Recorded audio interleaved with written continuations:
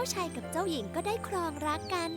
ดูแลราชอาณาจักรให้ประชาชนทุกคนอยู่อย่างสันติสุขชั่วกาลนานจบแล้วดีจังเลยนะคะคุณปู่บ้านเมืองที่ทุกคนมีความสุขตลอดไปโถเอ้ยก็แค่นิทานหลอกเด็กเท่านั้นแหละนะของจริงมันต้องแบบนี้ตุ้มตุ้มปังปังขยายดินแดนตีป้อมยึดครองสำเร็จเปรี้ยงเปรี้ยงเปรี้ยง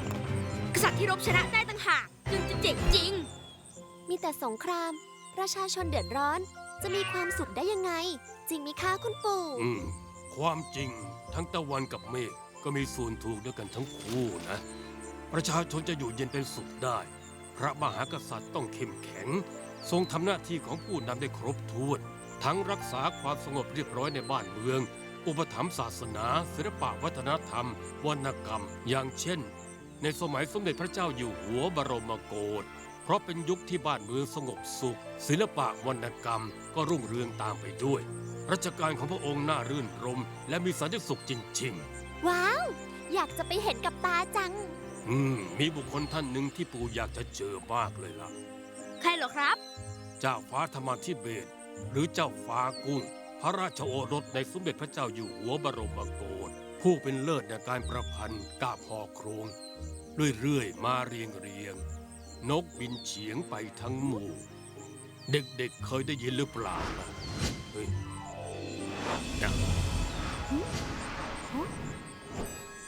ฮ้ยขนนกนี่ลอยมาจากไหนแปลกจริงลอยเรื่อยๆมาตรงจังหวะพอดีใช่ปากกาที่ปู่ให้เมฆหรือเปล่า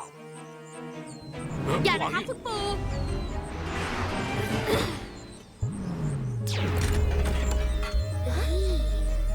ปากกาขนนกจะพาเราไปสมัยพระเจ้าอยู่หัวบรมโกศแน่เลยแม่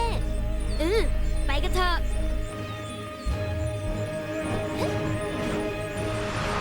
ตลาดริมน้ำในสมัยพระเจ้าอยู่หัวบรมโกศแหม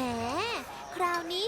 ปากกาขนนกปล่อยตัวเรานิ่มนวลดีจังแฮะคงอยากให้สัมผัสบรรยากาศบ้านเมืองที่มีแต่ความสุขละมั้งโอ้โหแม่ดูสิของขายเต็มไปหมดเลย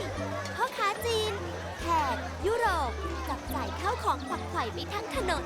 เหมือนห้างใหญ่ๆในกรุงเทพสมัยปัจจุบันเลยนี่ถ้าแม่เรามาเห็นนะคงจะตื่นเต้นน่าดูเดินช้อปปิ้งเพลินเลยเสียงแห่เรือตามไปดูกันเถอะแม่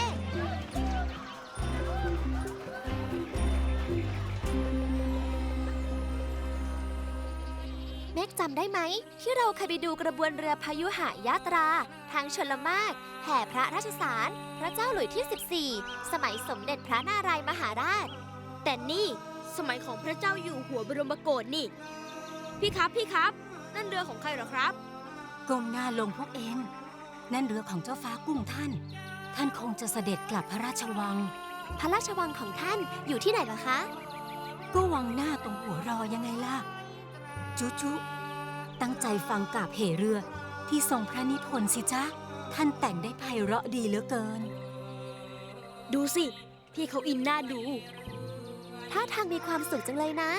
พวกเราลองดูมั้งไหมไม่เอาอ่ะน่าอายจะตายน่าอายที่ไหนกันลองตั้งใจฟังดูสิ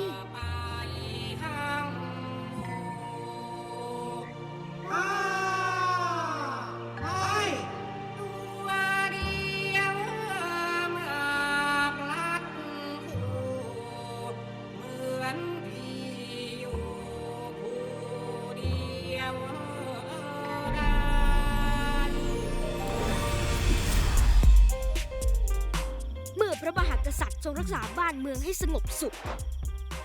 การค้าก็รุ่งเรืองคนไทยก็มีความสุขไม่มีความทุกข์ทำอะไรก็สนุกสุดยอดไปเลยโอ้เย่เล่นอะไรอยู่หรือหลานผมลองแต่งเพลงแรปอยู่นะครับมีแววเป็นนักกวีเหมือนกันนี่เราสงสัยว่า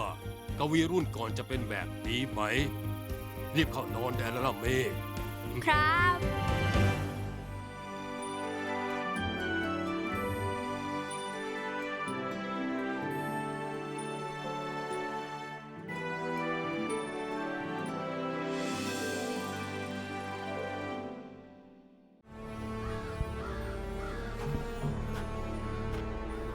ที่ไหนเนี่ยหม้อข้าวหม้อแกงก็ทุบทิ้งหมดทำแบบนี้ทำไม พวกเราทุกคนปลงใจแล้วว่าจะต้องปราชัยในคืนนี้ ยอมอดตายซะดีกว่า